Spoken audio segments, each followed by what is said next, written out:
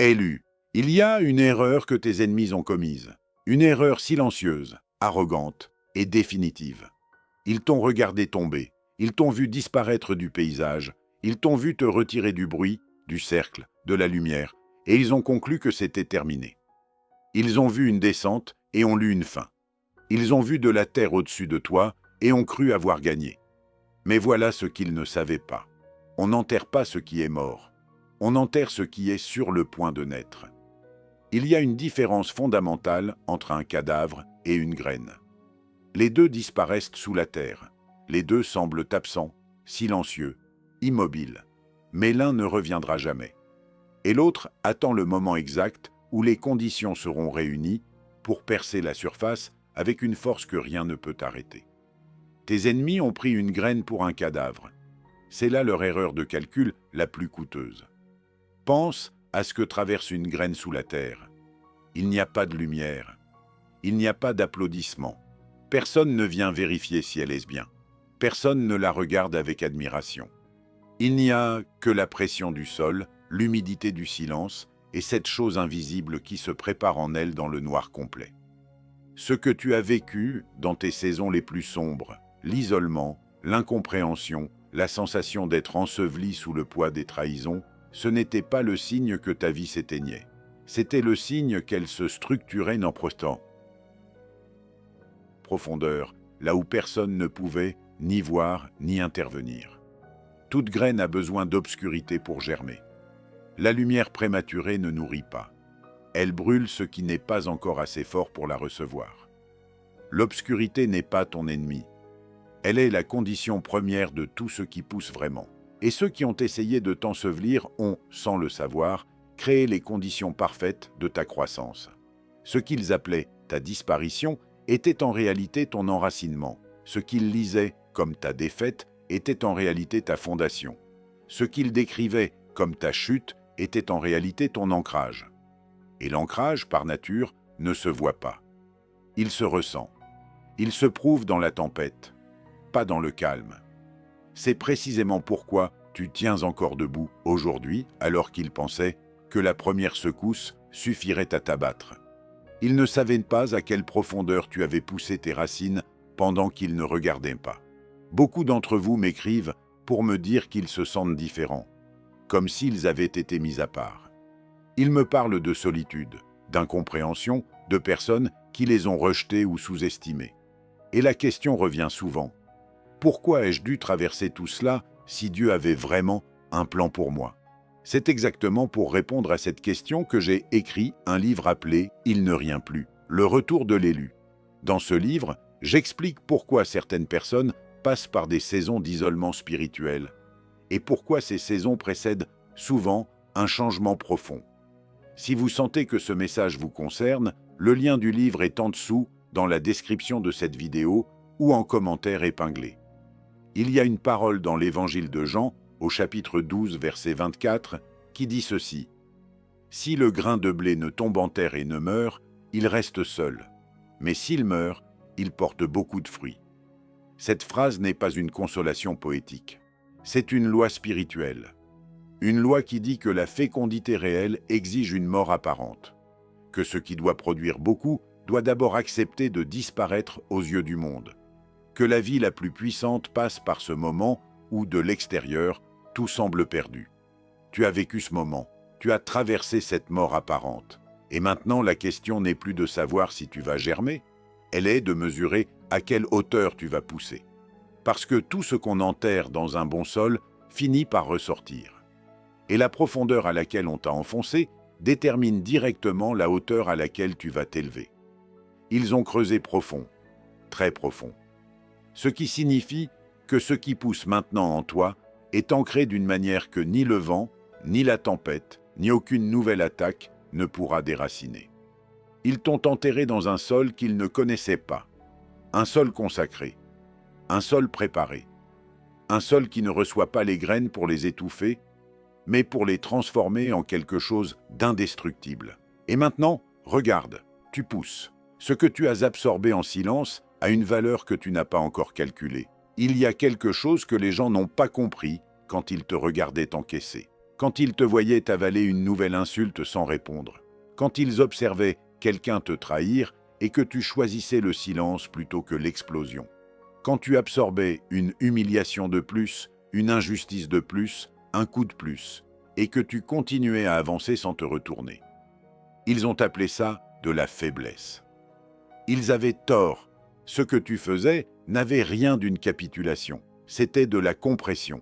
Et il existe une différence fondamentale entre quelqu'un qui s'effondre sous la pression et quelqu'un qui la retient, la contient, la transforme en quelque chose que la pression elle-même ne peut plus détruire. Pense au charbon. À l'état brut, il est sombre, fragile, ordinaire, mais soumis à une pression extrême, dans le noir absolu, pendant un temps que personne ne mesure. Il se transforme en diamant, pas en dépit de la pression, grâce à elle. La pression n'est pas ce qui le brise, c'est ce qui réorganise sa structure moléculaire en quelque chose d'une dureté et d'une clarté incomparables. Tu es ce charbon-là, sauf que tu ne l'es plus. Chaque insulte que tu as avalée sans répondre a exercé une pression sur toi. Chaque trahison digérée dans le silence a compressé quelque chose en toi. Chaque moment où tu aurais pu exploser, tout révéler, tout détruire, et où tu as choisi de retenir, a ajouté une couche de densité à ce que tu portes, pas une couche de douleur accumulée, une couche de valeur forgée. Parce que la douleur absorbée ne disparaît pas. Elle se transforme. La question n'est pas de savoir si tu la gardes ou si tu la laisses partir, c'est de savoir ce que tu en fais pendant qu'elle est encore en toi. Et voilà ce que beaucoup n'ont pas su faire. Ceux qui déversent immédiatement leur douleur, qui répondent à chaque attaque, qui exposent chaque blessure, qui contre-attaquent à chaque coup, ne transforment jamais rien. Ils dispersent, ils libèrent la pression avant qu'elle ait eu le temps de faire son travail. L'énergie s'évapore dans le conflit, dans les mots lancés trop vite, dans les batailles menées trop tôt. Et quand la poussière retombe, il ne reste rien de solide. Juste de la fatigue et une douleur qui n'a pas changé de forme. Toi, tu as gardé la pression, pas par résignation, pas par peur, mais parce qu'il y avait en toi quelque chose qui comprenait, même inconsciemment, que certaines choses ne se défendent pas avec des mots. Elles se prouvent avec du temps, et que certaines transformations exigent qu'on ne les interrompe pas. Il y a aussi une réalité spirituelle ici que peu de gens saisissent. Retenir n'est pas réprimer. Ce n'est pas la même chose d'étouffer sa douleur et de la laisser travailler en silence. L'un ronge, l'autre construit. Tu n'as pas nié ce que tu vivais. Tu l'as traversé, tu l'as porté, tu l'as laissé faire son œuvre en toi sans le projeter sur ceux qui t'entouraient. Et cette discipline intérieure, cette capacité à tenir sans exploser, est l'une des formes les plus rares de force qui existent. Maintenant, fais le calcul. Chaque année où tu as encaissé sans baisser ta dignité. Chaque moment où tu as choisi la paix plutôt que la revanche. Chaque nuit où tu as pleuré dans le noir plutôt que de détruire quelqu'un en public. Tout cela s'est accumulé. Tout cela a exercé une pression constante, profonde, continue. Et sous cette pression, quelque chose en toi a changé de structure. Tu ne réagis plus comme avant. Ta douleur ne te gouverne plus comme elle le faisait. Ton regard sur les gens qui t'ont blessé n'est plus chargé de la même urgence. Tu peux les regarder maintenant avec une distance que tu n'aurais jamais cru possible. Ce n'est pas de l'indifférence, c'est de la clarté. La clarté que seule une longue compression peut produire. Et cette clarté, cette densité, cette lumière froide et précise que tu portes maintenant, c'est le diamant. Ils ont appliqué la pression. Mais ils ont oublié ce que la pression peut produire quand elle rencontre quelque chose qui refuse de se désintégrer. Tu n'as pas disparu sous le poids. Tu t'es cristallisé dedans. Et maintenant, tu brilles d'une manière qu'ils ne comprennent pas. Parce que ce type de lumière ne vient pas du soleil. Il vient de la profondeur. Il vient du silence. Il vient de tout ce que tu as absorbé sans le disperser. La valeur de ce que tu portes aujourd'hui, tu ne l'as pas encore entièrement mesurée. Mais elle est là, entière, indestructible, et personne ne peut te la prendre parce que personne d'autre que toi ne l'a forgée. Leur erreur la plus coûteuse, te confondre avec ta douleur. Il y a une chose que tes persécuteurs n'ont jamais prise la peine de faire. Une chose simple, fondamentale, qui auraient tout changé dans leur lecture de toi. Ils ne t'ont jamais regardé en entier. Ils t'ont vu dans ta saison la plus difficile. Ils t'ont observé dans tes moments de fragilité, les larmes, les silences, les trébuchements, les jours où tu portais tout sans que personne ne t'aide à porter quoi que ce soit. Et ils ont pris cette image partielle, fragmentée, limitée à une période précise de ta vie, et ils en ont fait ta définition complète.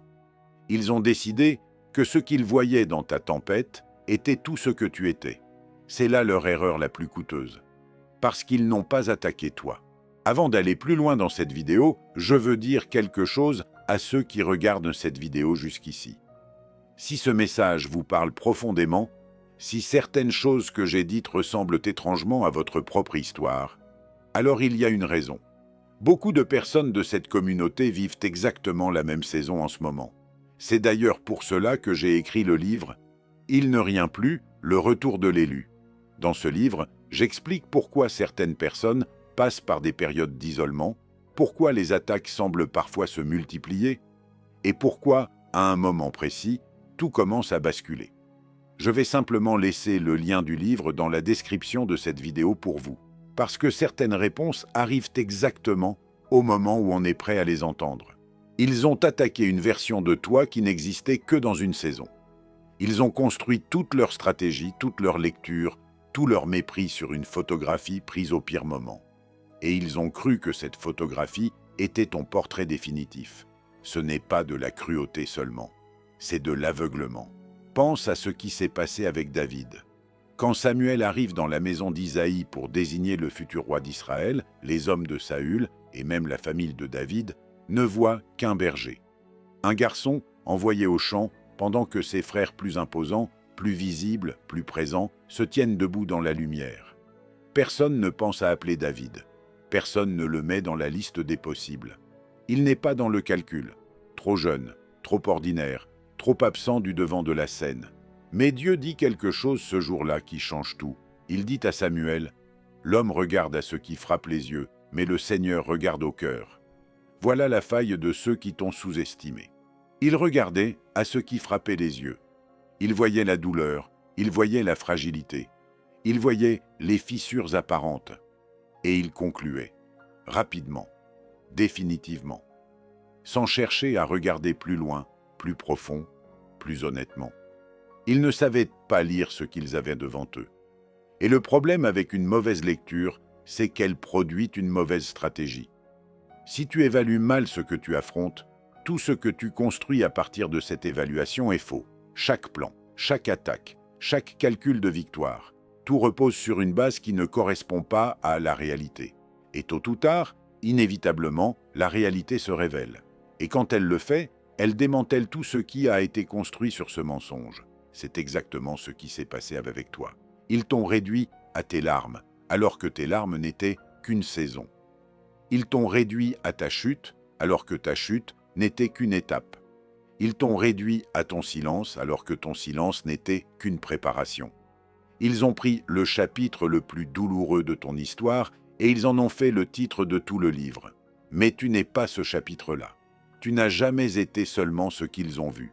Derrière les larmes, il y avait une détermination qu'ils ne pouvaient pas percevoir. Derrière le trébuchement, il y avait une capacité de relèvement qu'ils n'ont pas daigné chercher. Derrière le silence, il y avait une accumulation d'énergie, de clarté, de profondeur, que leur regard superficiel ne pouvait pas atteindre.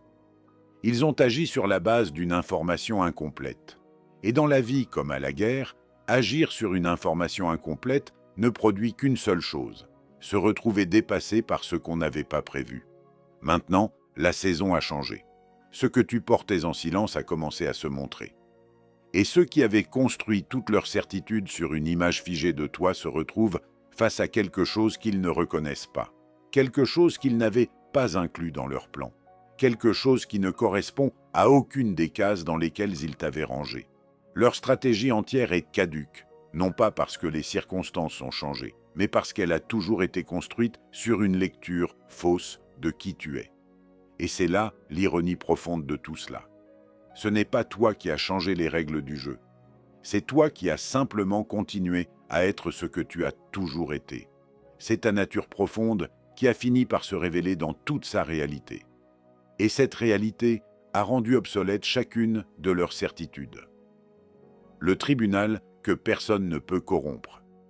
Il existe un endroit où ton dossier BTIT est ouvert le jour où on t'a fait du mal pour la première fois. Pas un tribunal avec des colonnes de marbre et des robes noires.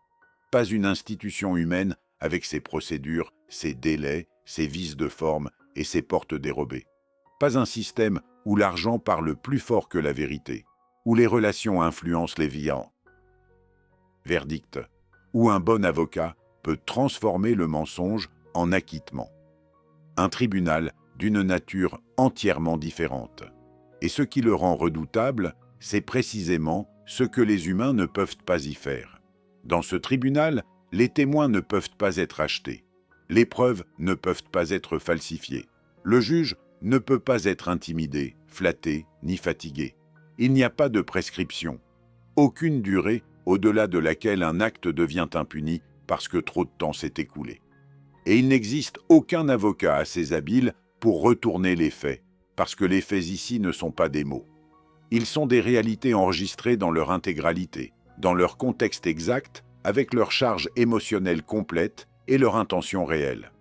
Rien ne se perd dans ce registre, rien ne se déforme. Rien n'est interprété en faveur de celui qui a les meilleures relations. Chaque acte posé contre toi a été horodaté. Chaque parole prononcée dans ton dos a été archivée. Chaque sourire en façade qui cachait une trahison active a été enregistré avec les deux faces simultanément, ce que tu voyais et ce qu'il faisait vraiment. Ce tribunal ne juge pas sur les apparences, il juge sur la réalité. Et maintenant, reformule mentalement ce que tu as vécu. Leur silence après t'avoir blessé, ce confort apparent avec lequel ils ont continué à vivre comme si rien ne s'était passé, n'était pas la preuve qu'ils avaient gagné. Ce n'était pas la preuve que l'univers avait validé ce qu'il t'avait fait. C'était simplement que l'audience n'avait pas encore débuté. Il y a une différence énorme entre l'impunité et le délai. L'impunité signifie qu'il n'y aura jamais de réponse. Le délai signifie que la réponse est en préparation. Et ce que beaucoup confondent comme de l'impunité n'est souvent que le temps que prend un dossier solide à être constitué de façon irréfutable. Ce tribunal ne se précipite pas. Il n'a pas besoin de le faire. Il a tout le temps nécessaire pour s'assurer que quand le verdict tombe, il tombe d'une façon à laquelle aucun contre-argument ne peut répondre. Mais voici ce qui rend ce tribunal véritablement différent de tout système humain. Ce ne sont pas les mots qui y comptent, ce sont les vibrations. Dans un tribunal humain, on peut mentir avec un visage parfaitement calme. On peut pleurer des larmes qui ne correspondent à aucun remords réel. On peut construire un récit cohérent à partir de faits sélectionnés dans un ordre soigneusement choisi pour produire une impression qui n'a rien à voir avec la réalité vécue. Le langage humain peut être manipulé parce qu'il est séparable de l'intention. Mais l'énergie d'un acte ne ment pas. La vibration d'une trahison délibérée résonne différemment de celle d'une erreur commise par maladresse. L'intention derrière un coup porté sciemment laisse une empreinte que aucun discours ne peut effacer. La fréquence de la cruauté volontaire ne se confond pas avec celle de la maladresse humaine. Ce tribunal lit ces fréquences avec une précision absolue. Il ne juge pas ce que les gens ont dit pour se défendre. Il enregistre ce qu'ils ont réellement fait. Et pourquoi? C'est pour cela que certaines personnes peuvent passer des années à se justifier, à réécrire l'histoire, à convaincre leur entourage qu'ils avaient raison, et voir malgré tout leur fondation s'effriter. Pas à cause de toi. Pas parce que tu leur as déclaré la guerre, mais parce que le registre est plein et que la réponse a commencé à s'articuler. Et cette réponse ne se prononce pas dans un prétoire. Elle ne se lit pas dans un journal officiel. Elle ne s'annonce pas avec une convocation. Elle se lit dans les fondations qui s'effritent autour d'eux. Elle se lit dans les relations qui se défont sans raison apparente, dans les portes qui se ferment alors qu'elles s'ouvraient facilement avant, dans la paix intérieure qui disparaît et que rien, aucun voyage, aucune distraction, aucune nouvelle conquête, ne parvient à ramener, dans cette inquiétude sourde qui s'installe au fond de leur quotidien comme une fissure dans un mur qu'on repeint, mais qui revient toujours. le verdict ne crie pas. Il s'infiltre. Il s'installe dans les interstices de leur vie quotidienne et commence à démonter méthodiquement ce qui avait été construit sur du mensonge. Et la particularité d'un verdict de ce type, c'est qu'il est incontestable, non pas parce qu'on l'impose avec force, mais parce qu'il correspond exactement à ce qui a été fait. Il n'y a rien à discuter, rien à réfuter. La correspondance entre l'acte et la conséquence est trop précise pour être niée. Romains 12, 19 le dit sans détour.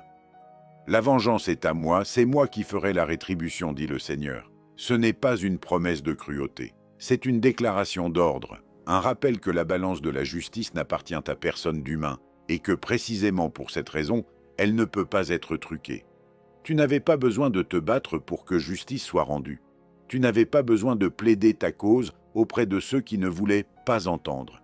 Tu n'avais pas besoin de convaincre, de démontrer, de forcer la reconnaissance.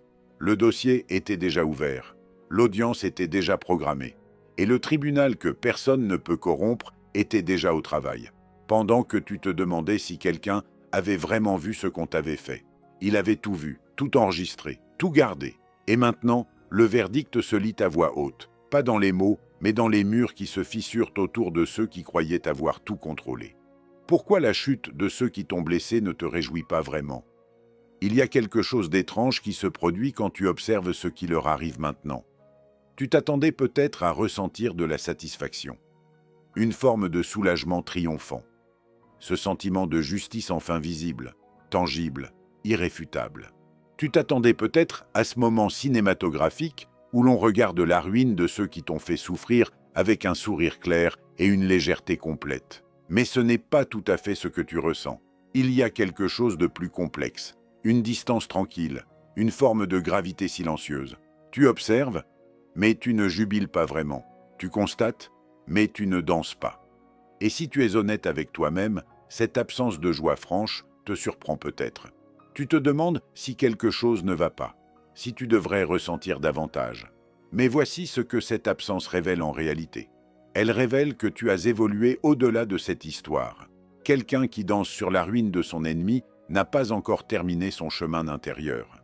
La jubilation face à la chute d'autrui n'est pas de la force. C'est le signe que cette personne occupe encore une place centrale dans ta vie émotionnelle. Que tu as encore besoin de sa chute pour te sentir relevé. Que ta montée est encore définie par sa descente. Et tant que c'est le cas, tu ne t'es pas vraiment libéré. Tu as juste changé de position dans la même histoire. Tu es passé du bas au haut, mais tu es encore dans le même récit qu'eux. La vraie liberté ne ressemble pas à ça. La vraie liberté, c'est quand tu peux regarder ce qui leur arrive avec une sorte d'indifférence bienveillante. Pas de la froideur, pas de l'insensibilité.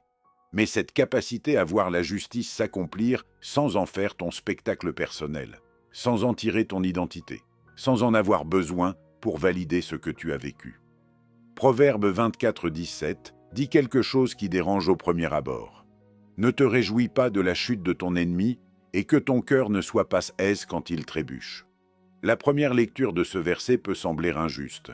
Après tout ce qu'ils t'ont fait, après les trahisons, les humiliations, les nuits sans sommeil qu'ils t'ont infligées, on te demande de ne pas te réjouir, mais ce verset n'est pas un appel à la naïveté. Ce n'est pas une demande de faire semblant que la justice n'existe pas. Ce n'est pas non plus une invitation à minimiser ce que tu as vécu ou à protéger ceux qui t'ont blessé d'une conséquence méritée. C'est un avertissement spirituel d'une précision chirurgicale. Il dit ceci, « Se nourrir de la chute d'autrui, c'est se lier encore à lui. C'est maintenir un fil énergétique entre toi et lui. Un fil qui te tient attaché à cette histoire, précisément au moment où tu pourrais t'en détacher complètement.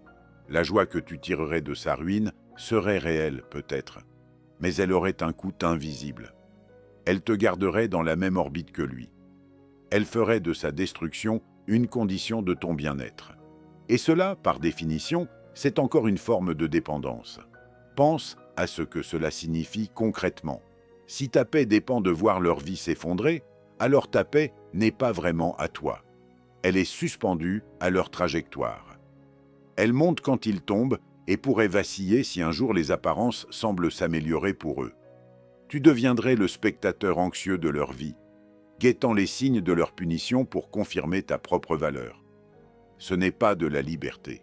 C'est une prison plus sophistiquée que celle dans laquelle ils t'ont mis. La distance tranquille que tu ressens en ce moment, cette observation sobre, presque solennelle de ce qui se déroule autour d'eux, c'est autre chose. C'est le signe que tu as réussi à décrocher. Que ta vie a pris une direction suffisamment réelle, suffisamment pleine, suffisamment tournée vers l'avenir pour que leur chute ne soit plus le centre de ton attention.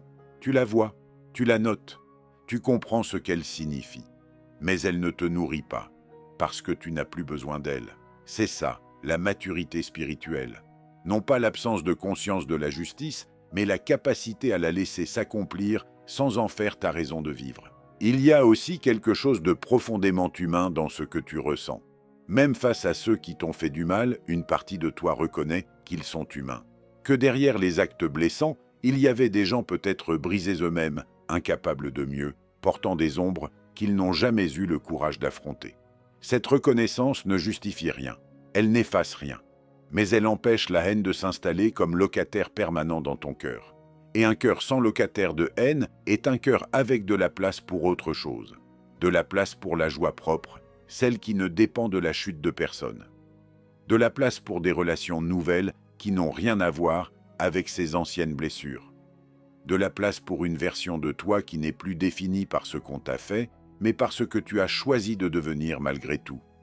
Ce que tu ressens en observant leur chute avec cette gravité silencieuse, ce n'est pas de l'indifférence froide, c'est de la maturité. C'est la preuve que tu t'es détaché de cette histoire au niveau le plus profond, pas seulement en surface, pas seulement dans les mots que tu dis aux autres, mais dans la texture réelle de ce que tu ressens. Tu n'as plus besoin de leur chute pour te relever. Tu t'es déjà relevé. Et c'est précisément pour cela que tu peux les regarder tomber sans danser. Non pas parce que tu es insensible à la justice, mais parce que tu es enfin libre d'elle. Tu portais une mission avant même de savoir que tu étais ciblé. Pose-toi une question honnête. Pourquoi toi? Parmi toutes les personnes que ces gens côtoyaient, parmi tous ceux qui évoluaient dans le même cercle, le même environnement, le même espace de vie, pourquoi est-ce toi qui as concentré ce niveau d'hostilité? Pourquoi est-ce toi qui as déclenché cette énergie particulière, cette combinaison précise de jalousie, de sabotage, de volonté d'effacement? Pourquoi pas quelqu'un d'autre? Pourquoi cette intensité-là dirigée vers toi avec cette constance? La réponse inconfortable est aussi la réponse la plus libératrice. Ce n'était pas aléatoire. Les gens ordinaires, ceux qui ne portent rien de particulier, ceux dont la trajectoire ne représente aucune menace pour les ombres qui les entourent, ne suscitent pas ce niveau de haine organisée. On ne mobilise pas autant d'énergie contre quelqu'un qui ne représente rien. On ne complote pas, on ne trahit pas, on ne cherche pas à écraser quelqu'un dont la lumière ne dérange personne. Le degré d'opposition que tu as reçu est proportionnel à quelque chose que tu portes, quelque chose qu'eux-mêmes n'auraient pas pu nommer. Ils ne t'ont probablement jamais dit « je t'attaque parce que tu as une destinée ». Ils ne pensaient pas en ces termes. Ils ressentaient une irritation, une menace diffuse, un inconfort inexplicable face à ta présence. Et ils ont traduit ce ressenti en hostilité parce que c'était la seule langue qu'ils connaissaient pour répondre à ce qu'ils ne comprenaient pas. Mais leur incapacité à nommer ce qu'ils sentaient ne change pas la réalité de ce qu'ils percevaient. Il y a des gens dont la simple présence dérange, pas parce qu'ils cherchent à déranger, mais parce qu'ils portent une lumière qui rend visibles les zones d'ombre autour d'eux, sans le vouloir, sans le dire, sans faire quoi que ce soit d'agressif. Leur existence seule fonctionne comme un révélateur. Et certaines personnes, face à un révélateur, choisissent de travailler sur leurs ombres. D'autres choisissent de détruire la lumière. Ceux qui t'ont attaqué ont fait ce second choix. Et ce faisant, ils ont confirmé, involontairement, ironiquement, exactement ce qu'ils voulaient nier. Parce qu'on n'essaie pas d'éteindre ce qui ne brille pas.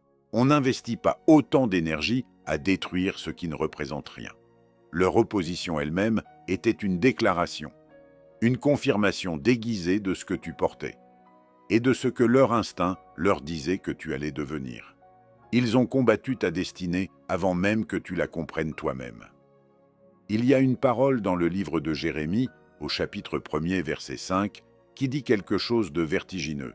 « Avant que je te forme dans le ventre maternel, je te connaissais. Avant ta naissance, je t'avais consacré. » Ce verset s'adresse à Jérémie, un homme appelé à être prophète dans une époque de résistance totale, d'hostilité constante, de solitude profonde.